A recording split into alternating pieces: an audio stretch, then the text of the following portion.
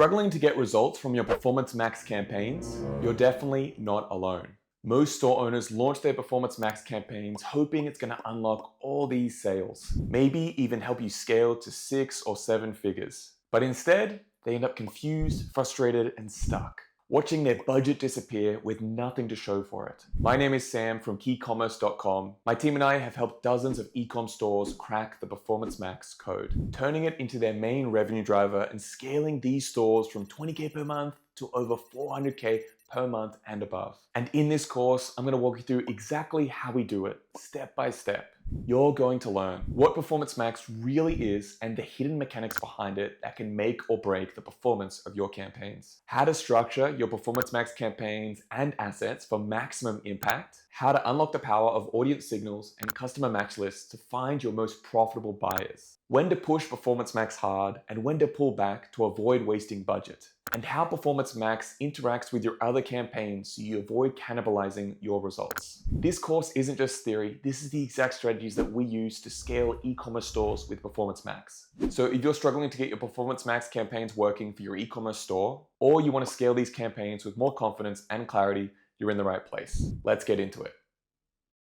If you're running Google ads for your e-commerce store, Performance Max campaigns can either skyrocket your sales or drain your budget fast. The difference? Knowing how to use it properly. In this video, you're going to discover what is Performance Max, how it actually works, and why is it different. As a store owner, spending your hard-earned money, you can't afford to get this wrong. I've seen far too many store owners lose money with failed PMax campaigns, all because they skipped the fundamentals. So let's get into it. PMax was originally launched in late 2021 by Google Ads. It was a radically different campaign type for advertisers to use. There are 4 key features that distinguish it. 1. Where its ads are shown. PMax runs your ads everywhere all the other campaign types do. That means search, shopping, YouTube, display, Gmail, and maps. You no longer have to run separate campaigns to run ads in these channels. This is possible because of its automatic ad creation. PMax can create ads in any format for its placements. All it needs from you are a few different assets, like the ad copy, the video, and the images. This means that you don't have to create an ad specifically for Gmail, shopping, or display. PMax dynamically handles all of that, and it tests multiple variations of each. That leads to 3. How it optimizes. PMax controls all the bids, the placements, and the ad targeting. So you're no longer reviewing and adjusting based on data, at least not in these aspects. PMax automatically adjusts who your ads are shown to and where they're shown in split seconds every time your ad is served. It uses machine learning to analyze millions of data points about users and how they interact with your ads. It then optimizes itself, and it knows what to optimize towards because it's a goal-based approach. You can then aim it towards simply achieving one thing again and again, such as target cost per order. That's called maximize conversions with a target CPA. Or you can set it to generate as much revenue as possible with maximize conversion value, and further set a target ROAS. You set what you want to achieve in sales and the algorithm works towards that. Those are the 4 key features of Performance Max campaigns. They make it very different to older campaign types. Combined, these features make multi-touch advertising possible.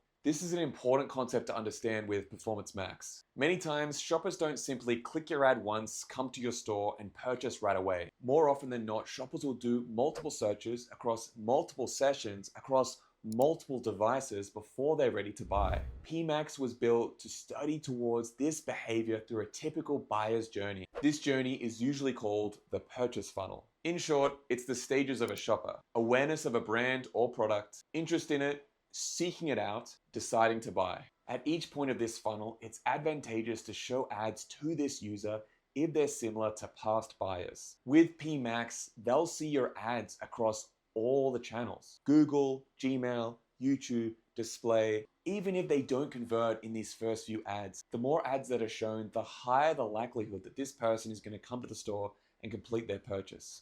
PMax is an incredible machine learning system. It learns your audience and how to best target them. I hope this gives you a sense of Performance Max and how it works. Thanks for watching, guys, and I'll see you in the next video. Bye for now. Since Performance Max was introduced, my team and I have tested it across countless stores. And here's the truth. PMax isn't always the best choice. Sometimes it can cost you more than it makes you. In this video, you're going to learn when PMax works, when it doesn't, and how to decide if it's the right campaign for your store. If you set this up wrong, you might be burning cash instead of making sales. Let's make sure you get it right. First, let's talk about the 3 big benefits of using Performance Max. The first is automation. The developers built PMax to optimize itself through machine learning. Once you've set it up, there's a smaller amount of work to do on your end to make it better. It's already learning the best ways to show your ads and who to show your ads to. Which brings me to the second benefit. It's greater access to data. Google tracks millions of data points on its users, which means it can cross-analyze the people that buy from you and find out what they have in common. That's not possible with the older data from the older campaigns. And even if you did have all that data from all those old campaigns, a human can't analyze it all and make these split-second decisions to best make use of it. And another big advantage of using PMax campaigns is the built-in remarketing. Online shoppers often don't see an ad once, click it, and then make a purchase straight away. They're more likely to have several interactions with the store's ads before they make a purchase. PMax does this by learning the best touch points of your customers. Because it shows your ads across all the networks of shopping, search, display, YouTube, Gmail, Maps, it means it can remarket to your shoppers in many ways. These are the big benefits of using PMax. But now let's talk about the 3 downsides of using it. The first downside is really obvious, especially if you've used the old campaign types. PMax gives very little data and control. If it targets the wrong audience with bad keywords and the wrong ads, you'll see poor results. And the worst part, your money is completely gone. And yes, it's as frustrating as it sounds. A second big downside of using Performance Max campaigns is they can disrupt other campaigns in your Google Ads account, even if they're performing well. In most cases, PMax gets priority over other campaigns, which means it steals their traffic. That's great if it can get better results than your other campaigns, but it's not guaranteed. This brings me to the final big downside of using PMax campaigns. It's really hard to diagnose and fix poor performance. With older campaigns, you can review how shoppers are finding your ads through reports on search terms, locations, devices, landing pages, and more. This is far harder with Performance Max. And it's even harder to tweak and optimize based on what you might learn. Google really wants you to just leave it to its machine learning and let it be. So, given these benefits and these downsides, should you use Performance Max for your e-commerce store? I'm going to help you decide that right now with these 5 questions about you and your e-commerce store. Keep in mind, there are no absolute truths with Performance Max, but these guidelines will help. They have served my team at keyCommerce in deciding whether to use Performance Max or not. 1. Is your brand well established or relatively unknown? Better known brands generally perform better with the broad reach that Performance Max has. On the flip side, if you have a relatively unknown brand, you may benefit more from building awareness with other more specific campaign types. 2. What's your average order value? We generally find that average order values under $40 don't perform well with Performance Max. Now, not all the time, but enough to take it into consideration. 3. How diverse is your product catalog? The spectrum here is having a single niche, low diversity product to having thousands of products across hundreds of product categories, high diversity. With a low diversity catalog, you're generally better off with the older campaign types. On the other hand, PMax generally works well for more diverse product catalogs. But in that case, it needs good product data, leading me to my 4th question. How good is your product data? Many stores don't realize that they have this problem, but it's a really serious one. Product data includes all the details Google understands about your advertised products. In order for Google to show your product to relevant searchers and audiences, it needs a great product image, a descriptive product title, a product category, and things like size, colors, materials, and so on.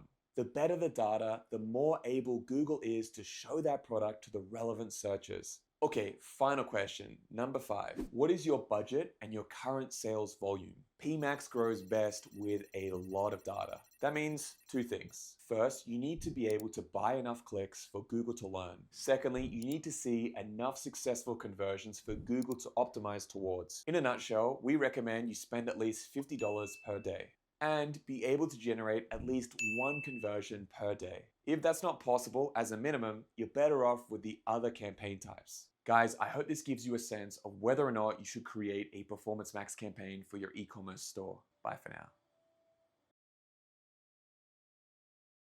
Running PMax campaigns without understanding how they actually work can be costing you thousands of dollars. And trust me, this is not something you want to ignore. In this video, you're going to learn how Performance Max both affects other campaigns and is affected by them. Google does a terrible job at explaining and educating you on this. So many of the store owners that we work with are just left confused, specifically about how their accounts perform before and after setting up Performance Max. It's important that you understand that your campaigns don't act completely independent from each other.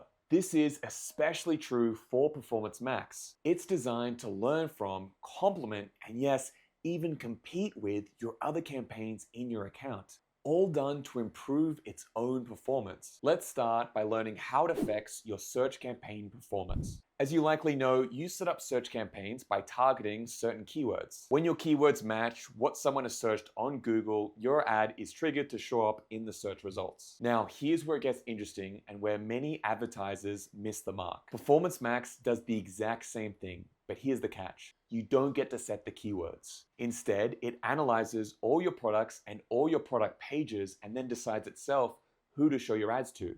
Now, let's say you're selling electric guitars. You've set up your search campaigns to target the keyword electric guitars, and you've set up a PMax campaign to sell these electric guitars. Only one ad from one campaign can show. So which one does? Well, thanks to a recent change from Google, it comes down to one thing, your keyword match type. If you set your keyword, electric guitars, as an exact match keyword in your search campaign, it's going to take priority. If it is an exact match, PMax can, and often will, show its own ad instead. And here's why that's important to know. While there are many ways for a shopper to search for your product, there are usually a small number of very common ways that they actually do.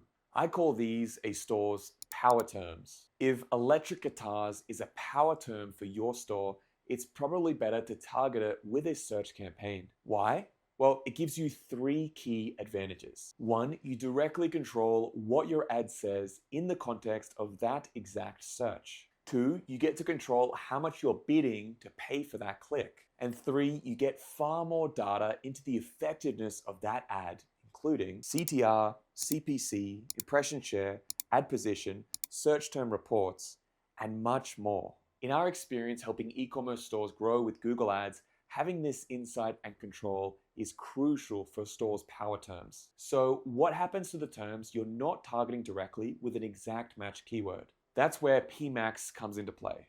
It can show your ad for these less specific searches. Let's use an example where the searcher searches for best electric guitars. If PMax shows an ad on the search results, it has three advantages. One, it's testing headlines and other ad assets in multiple combinations to find the most optimized ad for that search. Two, Google assesses the shopper not just based on their search, but on the millions of other data points it has about that user. And three, if the user clicks the ad, they're going to be remarketed to in future online activities. When you consider a search term like best electric guitars, that's someone that's higher in the buying funnel. They're in the discovery phase, which is exactly when you want to use Performance Max. Now, let's talk about how Performance Max affects your shopping campaigns. Shopping ads are almost always the most important channel for e-commerce. With Google's most recent update, which campaign shows the shopping ad depends on the ad rank. Ad rank is determined by many things, including your bid, your product's relevance to the search, your landing page, your search context, your competition, and much more. To keep it simple, it's basically your bid that has the most influence here. If Google can charge you more to pay for that click for your shopping campaign, it will. The way that you take advantage of this is by setting up the products you want to prioritize advertising in a shopping campaign with higher bids. This ensures that those products get the ad exposure that you want, while PMax focuses on your broader catalog. This strategy has been a real game changer for our clients. It helps scale their ads and their revenue way beyond what they expected. And when PMax sees your shopping campaign make a sale on one of these prioritized products, it learns more about the type of audience that your products are best suited for. Now, there are two other campaign types that work well for e-commerce advertising, but to a lesser degree. The display campaign, where you set up banner and text ads to show on other websites, and video ads, which are shown on YouTube before and during YouTube videos. But here's the thing. Performance Max has a clear advantage and usually takes priority over these. I say that because of its built-in remarketing. Let's say that someone searches for best electric guitars and they click on your ad. PMax picks up on that. Later, it can show them a video ad featuring your electric guitars. The same thing happens with display ads. If the shopper checks out a specific product on your website, Performance Max remembers. Then it can show them a dynamic banner for that exact electric guitar that they saw. Okay guys, I hope this helped you understand how Performance Max campaigns work with other campaign types. Let me know if you have any questions. Looking forward to seeing you in the next video. Bye for now.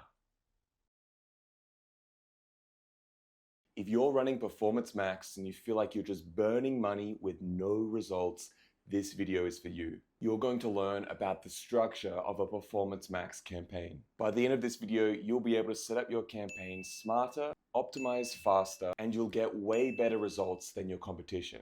Being familiar with Google Ads, you may be used to the old campaign structures, but Performance Max is different. This can throw people off if they're expecting things to be the same way, so let's start with the basics. The first thing you need to understand is asset groups. In Performance Max campaigns, everything revolves around asset groups. These groups replace the traditional ad groups you may be used to.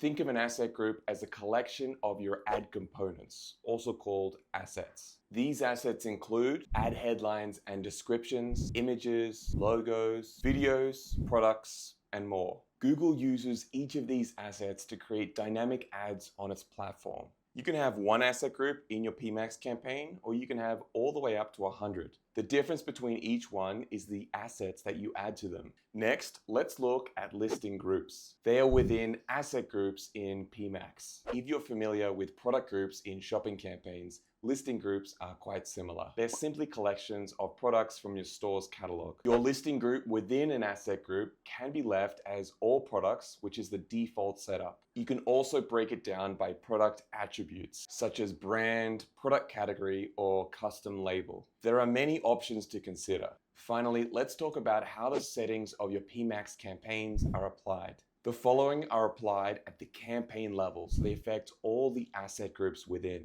budget, bidding strategy, conversion goals, location and language targeting, and the options of bidding differently for new customer acquisition, allowing for automatically created assets, and final URL expansion. I cover all the settings in detail in the videos that come next in this PMax series. You'll always find up-to-date information on our channel. For example, as I'm recording this, Google just announced that negatives will be available to be applied at the campaign level in PMax. So I'll add that here to the list. Now, of course, there are settings that apply to the asset groups as well. These can and should be set differently per asset group. They are the assets that you create, audience signals and search themes, and the final URL, which is the primary landing page that your asset group is set to. All of these settings are important and can significantly affect your success with PMax. Learning how to best set them starts with this fundamental understanding of how Performance Max campaigns are structured. I hope this video helped you learn that structure. Thanks guys, see you next time.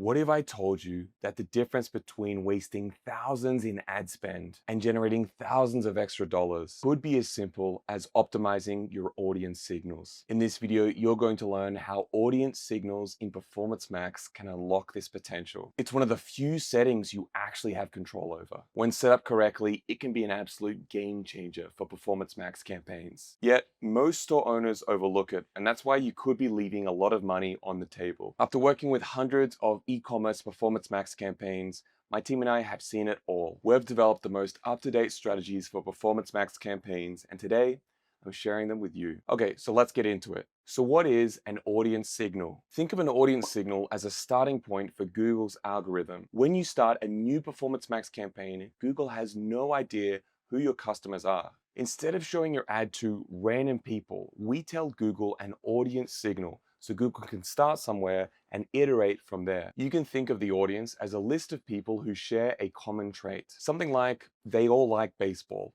That would be an affinity audience because they all have an affinity for baseball. Another audience could be those people researching or planning to buy a baseball mitt. We call that an in-market audience because those people are in the market for that product. Another audience could be people between the ages of 18 and 34. This would be an audience based on demographics. And finally, there are a list of people who have interacted with your store either as a visitor or a buyer. That would be a customer list based on your first-party data. Now, the 4 examples that I just gave you make up the 4 types of audiences that go into an audience signal. So if you are selling baseball mitts, the following audience segments would make sense. In market for baseball equipment, affinity as baseball fans, demographic, age 18 to 34, and a customer match list of all your past customers. Together, these segments create an audience signal that basically says to Google, these are the kinds of people who might be interested in what I'm offering. The AI then finds and targets similar audiences to show your ads to.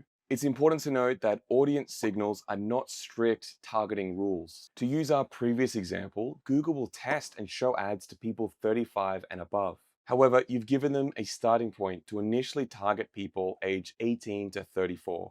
This gives AI the flexibility to find new and valuable audiences over time. That is one of the fundamental strengths of Performance Max. I hope this video helped you learn about audience signals and how they help to boost your Performance Max campaigns. Thanks for watching, guys, and I'll see you in the next video. Bye for now. Hey guys, Sam here from keyCommerce.com. I've looked inside hundreds of e-commerce Google Ads accounts, and this one thing is almost always missing: a customer match list. It's dead simple to set up, it takes just a few minutes, and it tells Google exactly who to go after to get you better customers at a lower cost. A customer match list is basically a file with data about your real customers. Things like their email address, their names, and their phone numbers. You upload it to Google Ads and Google matches it with real user accounts. From there, it uses that data to find more people that behave just like your best customers. And when you feed that into a Performance Max campaign, that's when the magic starts. More accurate targeting, better ROAS, and less wasted ad spend. I've seen accounts turn around in a matter of weeks by just doing this step. So in this video, I'm going to show you exactly how to create your customer match list in Shopify. Then I'm going to walk you through how to set it up in Google Ads the right way. Let's get started. First, you'll need to log in to your Shopify admin dashboard. Then go to the Customers section. Click Export at the top right and choose to export all customers. The format you'll want is CSV. Once you've got the file, open it in a spreadsheet program like Excel or Google Sheets. You'll need to delete the unnecessary columns, keeping only the following: email, first name, last name, zip code, and country. Make sure the top row matches those names. Don't be afraid to revise them. And don't worry about blank data in any of the columns. Having all of them isn't strictly necessary. Now, save your file onto your computer as a CSV file. You're now ready to upload it to Google. In your Google Ads account, go to the Tools on the left-hand side, and under Shared Library, click Audience Manager. Click the blue plus button and select Customer List. Choose to upload your file manually and click Continue. Name your list. I suggest something like Customer Match List, followed by the date. Choose Purchases as your client type.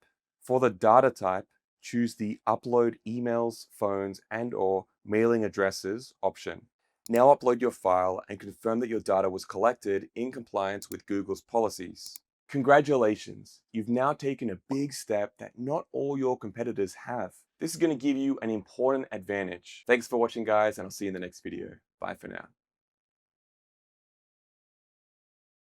In this video, I'm going to show you exactly how my team and I set up Performance Max campaigns. These are the exact strategies that we use every single month to scale up e-commerce stores with Performance Max campaigns. Setting up Performance Max campaigns may seem simple. Fill in a few fields, hit launch, and let Google take care of the rest. But here's the thing.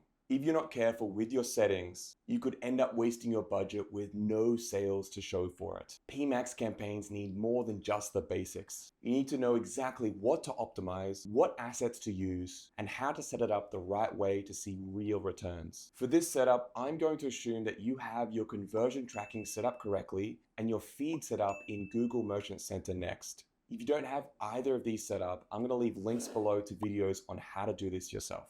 Okay, let's get into it. First, sign into your Google Ads account. Go to this page, the campaign section that you'll find here on the left. Click on the blue plus button to begin creating a new campaign. Here, you can go ahead and select creating a campaign without Google's gold guidance, since we already know we want a Performance Max campaign type. Select Performance Max here. Next, you'll be asked about which conversion goals to set up for campaign performance optimization.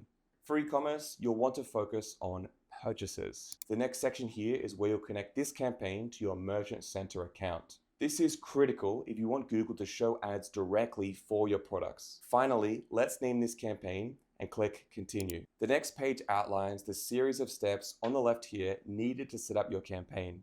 The first step is to select how you want Google optimizing its bidding. If you choose conversions, Google will aim at simply getting orders no matter their value. If you choose conversion value, Google will aim for getting the most revenue regardless of the number of orders. Notice that I'm not taking the extra step of clicking this Set Target Return on Ad Spend just now.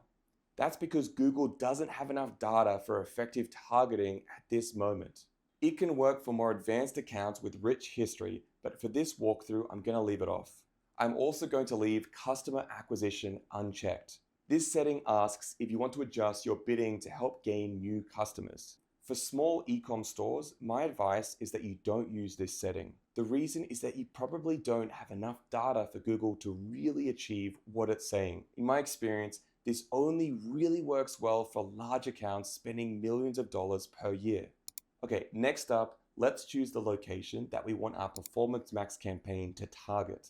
I'll set it for the USA. For language, we'll just keep it set for English. In the settings for automatically created assets, there's much discussion about when and if to use them. We've personally seen strong results when they're left at their default. You're letting Performance Max customize assets like headlines, descriptions, and images.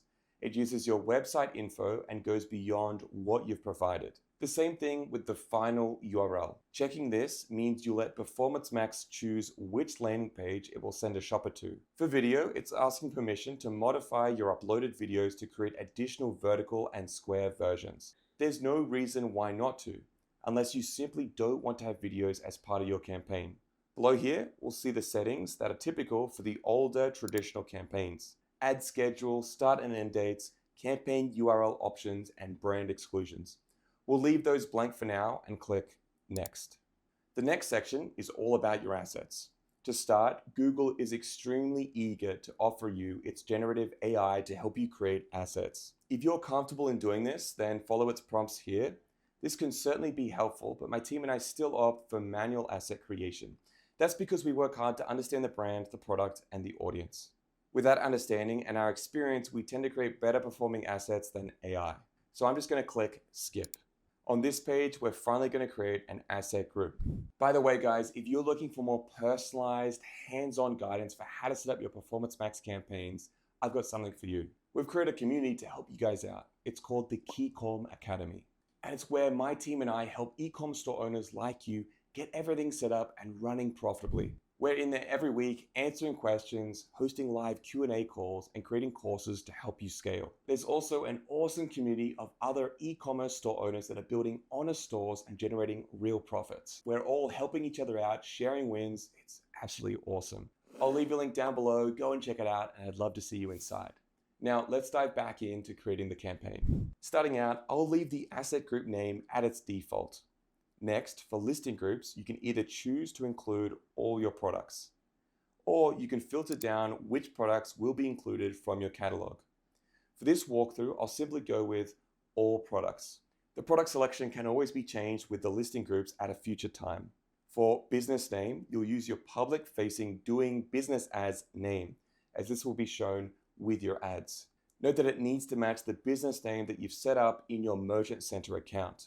For logo, you'll add your logo right here, and you'll set your branding colors here as well. This lets Google format test ads with visuals that match your store's brand. Now, for the main assets, you want to set your final URL here. This is the page that Google is going to mainly look at for sending the traffic to. Next, you're going to write your ad headlines. You don't need to fill out all 15 headlines, but it is recommended to do that if you have great copy to use. Anything that promotes your unique selling proposition, definitely put them in. Also, any benefit that will attract a shopper, such as free shipping, fast delivery, or price match guarantees. These should all go in these headlines. Google will test mix and match versions of these headlines to find the optimal combinations. We talk more about reviewing these combinations for optimizing PMax campaigns in another video. I'll leave a link to that one down below. The same goes for the ad descriptions, as well as the images you'll add here. I suggest using your best hero images, meaning lifestyle shots of your products getting used or the products themselves. If you have any videos, then upload them here. Don't worry if you don't already have videos, that's just fine. Google can create decent videos for testing as long as you have at least 3 images added. For site links, add them here as well. Keep in mind that you can also have site links added at an account level and they will be used here. For your call to action, Google prefers that you let this be automated, but for an e-commerce store, choosing Shop Now is also a safe option. For the rest of the asset types, they are the same as what you'll find in other campaign types. This section is more advanced and I advise staying away from the HTML5 setting unless you know what you're doing. For the display path, this shows in your ads when they appear on search, just like in the responsive search ads. Add what you think catches the shopper's interest. If you need to set a specific URL for mobile devices, do that here. Finally, if you have display banner ads that you want Google to use, add them here as well. Okay, that's it for assets. The next section is giving Google signals to help it target your shopping audience. The first part is search themes, which you can add up to 25 of. I'll add a few to show you what it looks like. Search themes tell Google that shoppers using these search terms are likely looking for your products. Next is the audience signal. This is your chance to guide Google towards your shopping audience. The first segment type here is your first-party data. Most importantly, this includes things like your customer match list. It's one of the most powerful signals you can give to Google. It tells Google who your best buyers are and it helps it find more just like them. If you skip this step, you're basically telling Google to guess who your customers are. And that means leaving easy revenue on the table. Moving on to these signals, they're also a great opportunity for you to refine your signal. I advise choosing the in-market audiences over the affinity audiences. I'll give you an example. If we were selling baseball equipment, we would want to add that as an audience signal, people who are in market for baseball equipment. The next type of segment is demographics. You can choose a demographic like gender. Now, keep in mind, if I want to unselect female here, that doesn't mean that Google will exclude advertising to females. It's simply using your selection as a signal to target a male audience more over a female audience. But Google will still test ads with a female audience, and if it finds success, it expands further. Also, in demographic, you can add age ranges, parental status, and household income. I'll choose advertising to the top 20% of household incomes. Finally, you can give this audience signal a name. That's useful if you want to reuse it in other asset groups. Let's click next and move on to setting a budget. Do not let Google push you into a specific budget that you're not comfortable with. It will give you estimates and you cannot depend on them. They are interesting information, certainly if you are an experienced ad manager, but by no means are these numbers any kind of promise. Set a custom budget for what you're comfortable with spending. At last, the final page is your summary. Be sure to review it all and make sure that you're happy with everything. If Google's unhappy with anything, such as not enough assets, it will stop here and make you go back. Once you've taken care of everything that it has taken issue with, you can then hit Publish Campaign. You've now completed your Performance Max campaign with its first ad asset group. Guys, let me know if you have any questions down below. Also, if you're an e-commerce store owner already doing 20K a month with your e-commerce store, my team and I can help you scale to 7 figures and beyond. We manage Google Ads, Meta Ads, and all things e-commerce for our clients. You can book a call to learn about working with us. I'll leave a link down below. Thanks for watching, guys, and I'll see you in the next video. Bye for now. In this video, I'm going to walk you through how to create high converting assets for your Performance Max campaign. I'm talking about headlines, descriptions, images, and videos that actually drive clicks and sales. Now, most people rush through this part. They treat asset creation like a checklist. But here's the truth. Google's algorithm only performs as well as the creatives you feed it. If you're just throwing in generic copy and random product shots, chances are you're wasting budget. Let's get into how to create Performance Max assets that actually sell.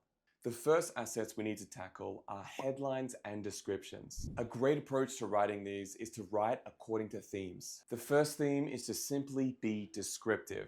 Describe what your products are. Shoppers are scanning Google search results for links to what they're looking for. If your description fits their intent, that's the best way to attract their attention. Also, try to be as specific as you can for the products that you're advertising. For example, if someone were to search for leather band for Apple Watch, the third headline would certainly appeal to them most. The next theme is about trust signals. These can be claims that you can substantiate, such as being the leading brand in the industry. Or you can highlight how long you've been in business or how many customers you've served. The aim is that you give someone a reason to believe that you're trustworthy.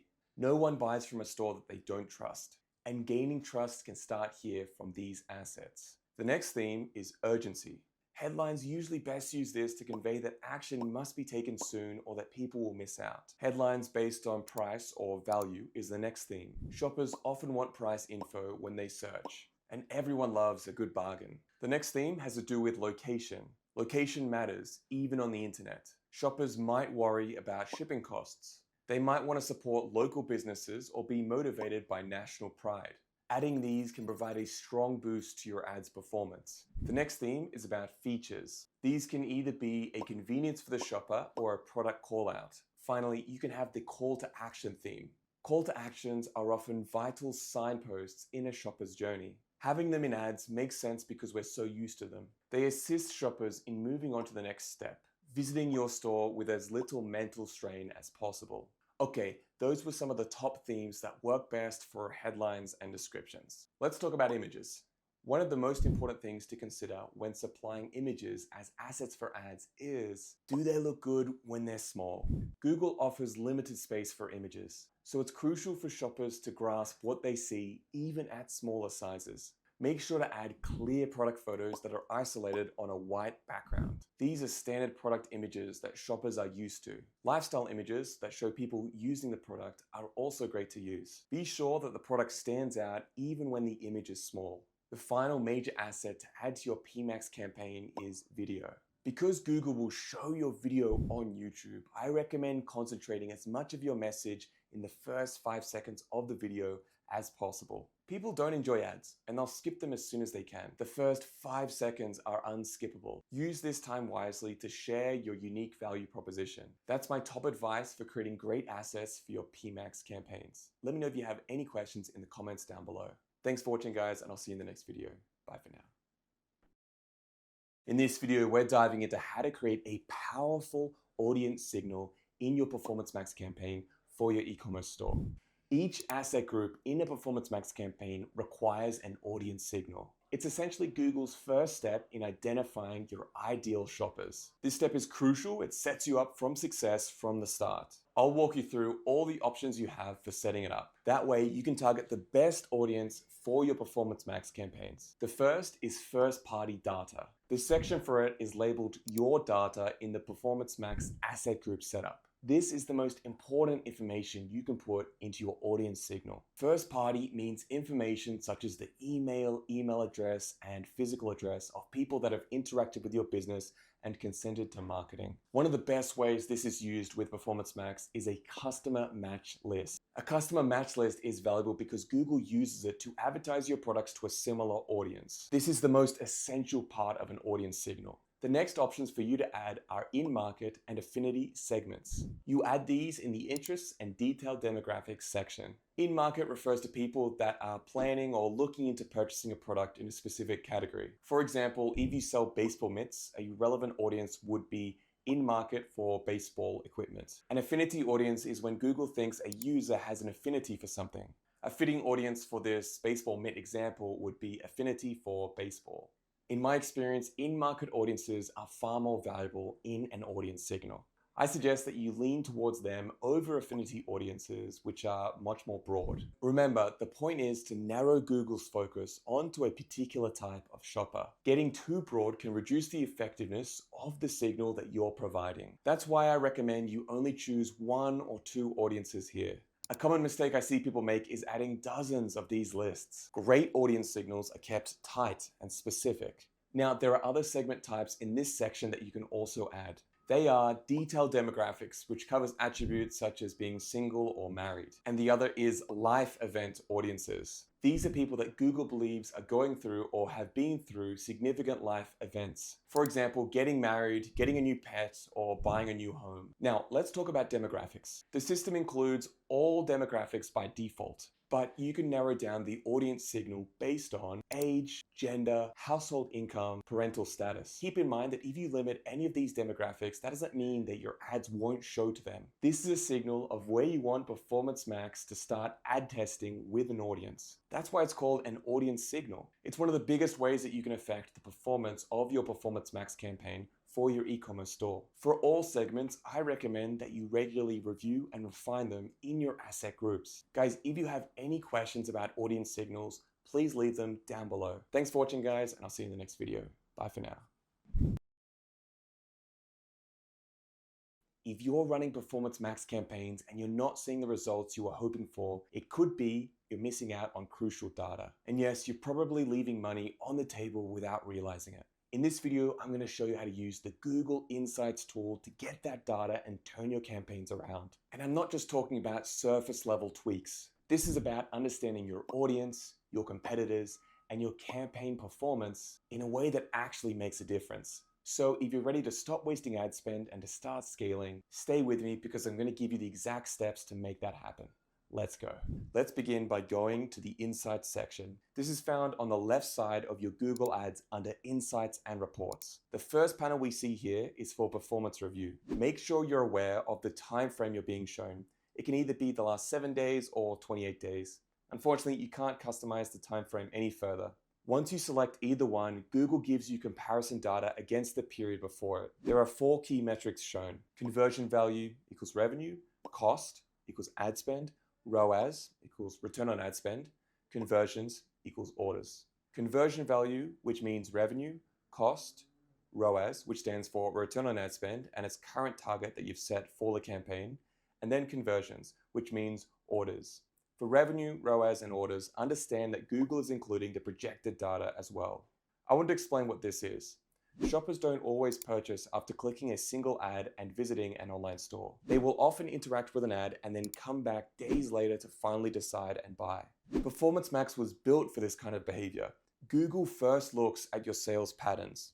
It then predicts how much money ads will make when shoppers interact with them during the time period you choose. This data is added to the sales that have actually occurred and been recorded. So here you can see that for the past 28 days, we're projected to hit 68% more revenue with a 14% lower cost at a ROAS that is above our target on 50% more orders. Moving on to diagnostic insights. This is a convenient place to look if you're concerned about an unexpected drop in activity. Google goes through the basic settings that must be active, such as your billing status, conversion tracking, and policy compliance. Here, we see it asking for improvement to our assets within an asset group. Below that, we have performance highlights. This is how Google shows you outliers in your campaign. It highlights any big increases or decreases in performance. You can review this across your asset groups, individual products from your catalog, product groups, and product types. This is great information to stay on top of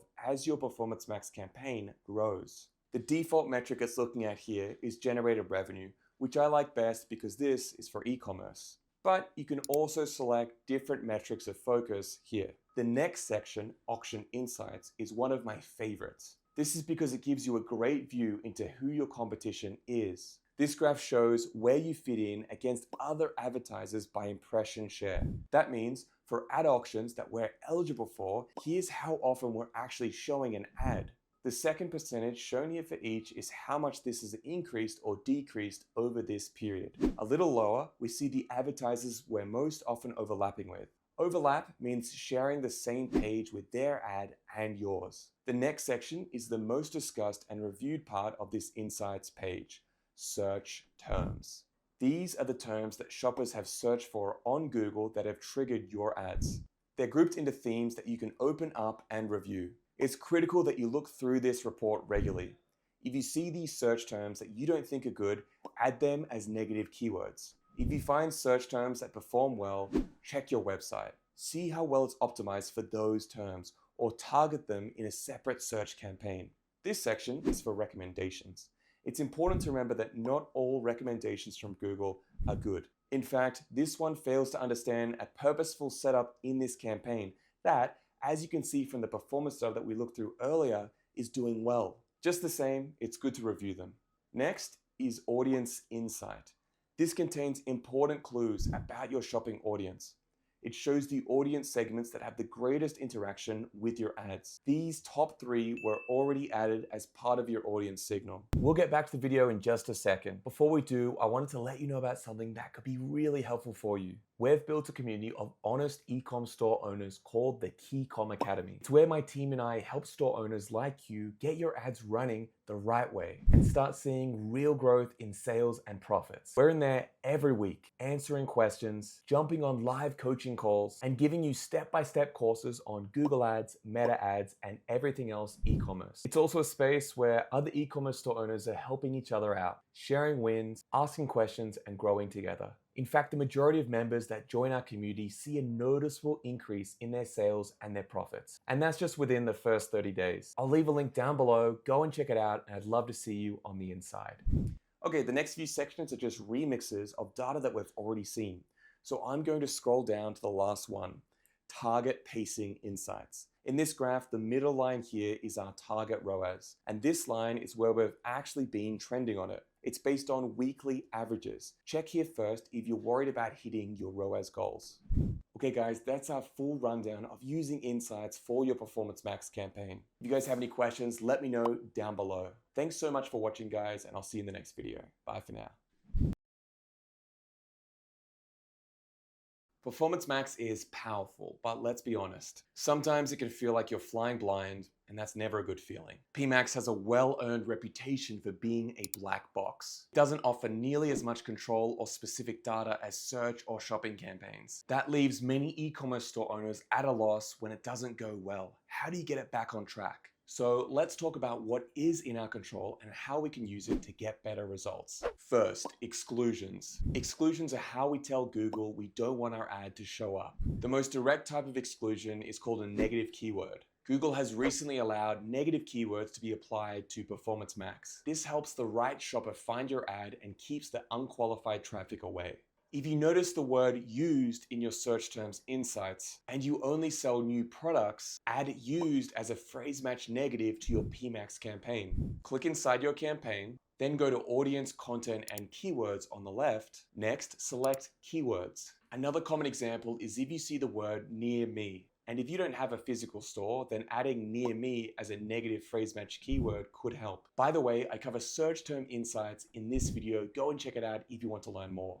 I'll leave a link in the description down below. The next type of exclusion is called brand exclusions. Use this when you don't want your ad to show up for irrelevant or competing brands. If you only sell iPhone cases, you might want to exclude anything related to Samsung. There's an easy way to do this. First, go to the left icon menu and click Tools. Then, under Shared Library, click Brand Lists. Then click the plus button to create a brand list. You can then apply this list to your PMax campaign as brands you don't want to advertise for. Okay, next I want to cover bidding strategies. There are two types of bidding strategies that you can use with PMax. The first is a focus on conversions. This means that PMax is focused on getting as many conversions as possible, regardless of the revenue generated. You can optionally set a CPA, cost per acquisition, target. The next is a focus on conversion value. This means that PMax is optimizing to get the maximum conversion value possible, regardless of the number of orders. Here, you can optionally set a target return on ad spend. Okay, there's a lot to consider between these two bidding strategies, especially as you start to scale. I bring them up because it's a setting that's immediately in your control to change, especially if PMax isn't meeting your goals. But I do urge caution when doing this. Allow at least 1 week to judge the results. You won't be doing yourself a favor if you don't give the algorithms enough time to adjust to this new change. Finally, I want to talk about product data. This is the information that Google has about your products via the Google Merchant Center feed. Optimizing this data can have a huge impact on the performance of your Performance Max campaign. I have a full video dedicated to covering this, and I'll leave a link to that down below. I'm going to give you an example of optimizing your product data. Go to the left menu in your Google Ads account and click on Products. You'll see the products that you're currently advertising. If you click on a product, you'll see the individual attributes. Look at your product's title. Does it have the keywords that Google is showing you are working in your search term insights? This is an often overlooked part of optimizing Performance Max. Make sure your product data improves using the insights you get from Google. There are tips for optimizing your Performance Max campaign. If you have any questions, leave them down below in the comments. Thanks for watching, guys, and I'll see you in the next video. Bye for now. So you've been running standard shopping campaigns and you're thinking about switching to Performance Max, but you're scared it'll tank your results. This video is going to save you time, budget, and a ton of frustration. I'm going to show you how to use Performance Max experiments, how to safely test the change between shopping and Performance Max, how to make data-based decisions, and scale without the stress. Let's quickly break down what Performance Max experiments are. They're an easy-to-use, low-risk testing tool within Google Ads. The idea is simple. You compare two campaigns, a test and a control, and see which performs better. The control group is your standard shopping campaign. That's your regular setup. Then you create a test group. It's the exact same campaign, same products, same structure, but you build it as a Performance Max campaign. Google splits the traffic between the two, so you get a clean comparison of how each performs under the same conditions. You're not guessing anymore. You're running a real test that tells you whether Performance Max is better for your store or not. Now, here's why this should matter to you, especially if you're running your e-commerce store and watching every dollar. You get concrete data, not Google's generic advice or best practices, but real data based on your actual store. You protect your performance. You're not turning off your winning campaign. You're testing Performance Max alongside it. You learn faster. This setup shows you where Performance Max wins or loses, and you do it without burning the budget blindly. So many e-com store owners skip this step. They just jump straight into Performance Max without testing. Some get lucky, but most waste money and then blame Google Ads. Don't be that person. Run the experiment. Make the smart, profitable move. Now, let's walk through how to actually set up a Performance Max experiment. There are 3 main ways. In your standard shopping campaign settings, Google will sometimes show a Try Performance Max pop-up at the top. Or in the Recommendations tab, you might see a prompt to test Performance Max with a few clicks. Or go to the left-hand menu in Google Ads, click Campaigns, then Experiments, and start from there. We're going to click Create an Experiment. That's going to create a Performance Max campaign to test against our existing standard shopping campaign. So let's start that. Here, we get to review the budgeting, bid strategies, targets, and goals of our current campaign. We don't want to change any of those because this is our control group. Next, we want to set traffic split between the two campaigns right here. I recommend 50% against 50%. But if you're timid against the effect on your overall performance, you can lessen it here. You can have the test group, or treatment group as it's called here, be at 10%, and the control group is going to be at 90%. I'm just going to put it back to 50% though, as a best practice. In the next section, I'm going to select Create a Campaign for Me. This is the easiest way to do it and the best way to do it mistake-free as well. That's because there are lots of little details to be handled when you're doing a clinical test between two campaigns. You want to make sure that they exactly match except for the one factor you're testing. Next, note that it's giving you information that PMax will be opted into the local inventory feeds if eligible offers are offered in the merchant feed. That's fine. That doesn't pertain to this particular shopping campaign that I'm splitting against, but it's good to understand if that is a factor. The next note is an important one. Performance Max supports negative keywords only at an account level. So if you've built up a lot of negative keywords at the campaign level and ad group level within the campaign that you're testing against, those will not be ported over and used. That's a significant factor if you have a robust list of negative keywords. After we hit next, we're asked for experiment dates. We want to give it at least 4 to 6 weeks for effective results, just like it says here. This checkmark is an important consideration. The option is, do you want it to automatically, if the experiment campaign is a success against the control, switch your traffic over to it? I usually don't allow that to happen as I prefer to review the results myself. Finally, we name the experiment, which I'll often accept the default given here by Google. To finish, we hit schedule. Okay guys, that's how we set up an experiment for our Performance Max campaign. If you have any questions, let me know in the comments down below. Otherwise guys, thanks for watching and I'll see you in the next video. Bye for now. So you ran one PMax campaign and it did all right, or maybe it didn't. Now you're thinking, what if I launch 2 or 5 or 10? Will that multiply your results or just your headaches? Let's dive in and find out. PMax is fundamentally different from all the other campaign types. It needs a lot of data to help its machine learning find and identify the right shoppers for your store. That's why we recommend keeping the PMax campaigns to a minimum within the same account. Even for the biggest accounts that my team and I audit, usually one PMax campaign is enough. Okay, so why run one PMax campaign for your entire catalog and target location? There are 2 key advantages. Number 1, the more data running through that campaign, the better its optimization.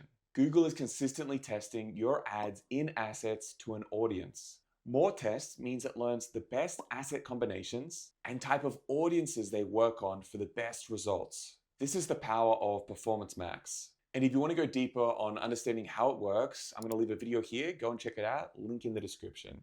The second advantage of running a single all-encompassing PMax campaign is its built-in remarketing. That means that when a shopper has had an interaction with your ad, that means that they'll be remarketed to across the Google platform and any websites in the display network. Many shoppers don't simply click an ad and then buy straight away. They often shop around and click several ads and search results in their buying journey. That's what remarketing is perfect for, re-engaging with these shoppers as they research. However, when you have multiple PMax campaigns, they don't share these touch points with each other. That means less opportunity for remarketing because the audience is split between campaigns. These are the key things my team and I keep in mind when we're growing an account. We audit dozens of accounts per month, and this is a big mistake that we store owners making is running multiple PMax campaigns in the one account. Usually this happens because they're trying to target different product categories or different locations. Sometimes they'll even split out their campaigns to focus on bestsellers or underperforming products. And look, doing this isn't completely wrong, but in our experience, these strategies rarely lead to better results, better profits, better sales. They often end up limiting the full potential of Performance Max. Okay, so why would you actually create multiple PMax campaigns and it actually makes sense? There are 3 different reasons. Number 1 is that your products have a significantly different audience. For example, let's say you have a music store and you sell guitars as well as band t-shirts. These 2 categories have very different types of shoppers looking for them. PMax campaigns tend to optimize around a single buyer. Splitting them out lets each campaign focus on that buyer for that product category. The second reason that you would split up the campaigns is that these products have very different margins. For example, let's say you're selling home appliances and kitchen accessories. The home appliances may have very slim margins, while the accessories may have much bigger margins. PMax only lets you set a target ROAS at the campaign level. Because of this, it's very hard to optimize for products within the same campaign that have very different margins. Splitting them into 2 different campaigns let you set more accurate targets for each based on the product margins. This ensures that you're not over-targeting based on margins or under-targeting based on margins. The third reason you might have multiple PMax campaigns is that you notice that some products are not getting enough impressions in the original campaign. Google can often focus on just some of your products rather than others. It does this to optimize ad spend, but it means that some products may not get shown even if they would sell really well. In that case, creating a new PMax campaign for those products with low impressions can give them the visibility they need. These are the 3 reasons why we would create multiple PMax campaigns in an account. If you've got any questions or you found this video useful, let us know in the comments down below. Thanks guys for watching, and I'll see you in the next video. Bye for now. So you're setting up a PMax campaign and you're wondering, how many asset groups should I create? 1, 10, 50? It's a question that my team and I get all the time. And today I'm going to help you answer it with a clear, practical framework that you can apply to your own situation. Let's get into it. So first, what is an asset group? An asset group is a bundle of assets that you give to Google to put into ads. These ads can either target your entire product catalog or a specific portion of it. You can create just 1 or even have 100 of them in a PMax campaign. But here's the thing, if you only have a few asset groups, some products may not get the best ads to perform well. On the other hand, if you create too many asset groups, your campaign budget could be spread too thin to properly optimize. This can hold back your results and waste your budget. So how many asset groups should you create? It depends on 3 factors: your product types, your shopping audience, and your assets. Just a quick reminder, when I say assets, I mean the parts that make up your ad. Headlines, descriptions, videos, and images. Now, let's imagine that you have an online store that only sells electric guitars. Even though there are many models, styles, colors, brands, you only sell electric guitars. That means that I would consider them to be one product type. Your shopping audience can also be narrowed down to just one segment: people who are in market for electric guitars. Finally, your ad assets had just one theme: that you're a great store to buy an electric guitar from. Taking all these factors into consideration, you should just create one asset group. It doesn't matter if your product catalog size is 1 or 10,000. Performance Max is designed to optimize its targeting of audiences. It does this based on your product type.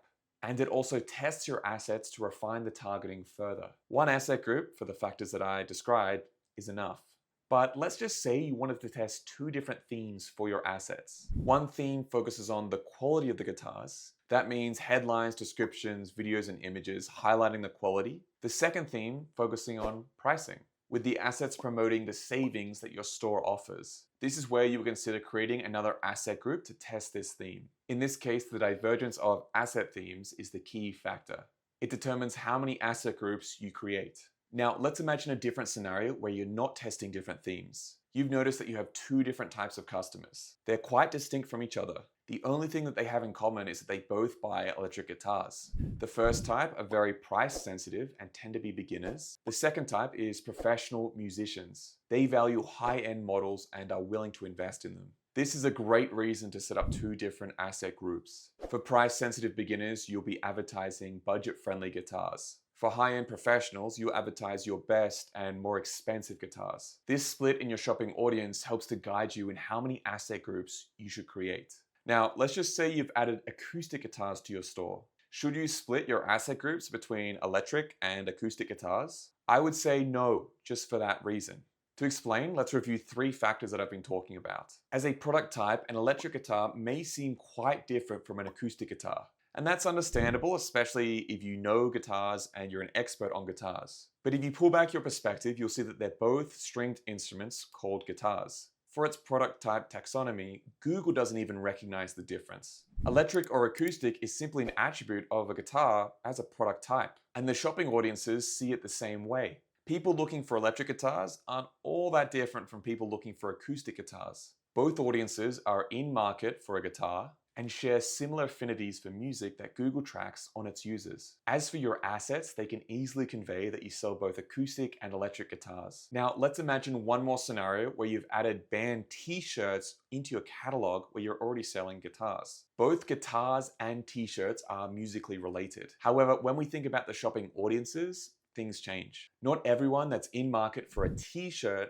is also looking for a guitar. And the same goes for the other way around. For an asset group to perform well over time, it needs focus. We want Google to optimize towards a very specific shopping audience. While these two audiences do overlap, they're still distinct. That's why I recommend breaking them into separate asset groups. Now, that's how we approach asset groups in your Performance Max campaigns. If you have any questions, let me know down below in the comments. And if you're still unsure about how to structure your PMax campaign, or your PMax campaign isn't performing as it should, we've created just the thing to help you out. It's called the keyCommerce Academy. It's where we help e-commerce store owners run profitable marketing campaigns. We do this with weekly coaching sessions and full step-by-step courses. You'll get direct access to my team in an engaged community of store owners just like you. It's support, strategy, and connection all in the one place. I'll drop the link below, go and check it out. And if you're already doing 20K a month in sales and you want to scale to 7 figures and above, my team and I, we actually do this for you. We manage your campaigns, scale your store, so you can focus on the rest of your business. If you want to speak to us about how we can do this for you, I'll leave a link to our calendar down below. You can book a call. Thanks for watching, guys, and I'll see you in the next video. Bye for now. Make sure to check out our other videos. This one here might be especially useful for you.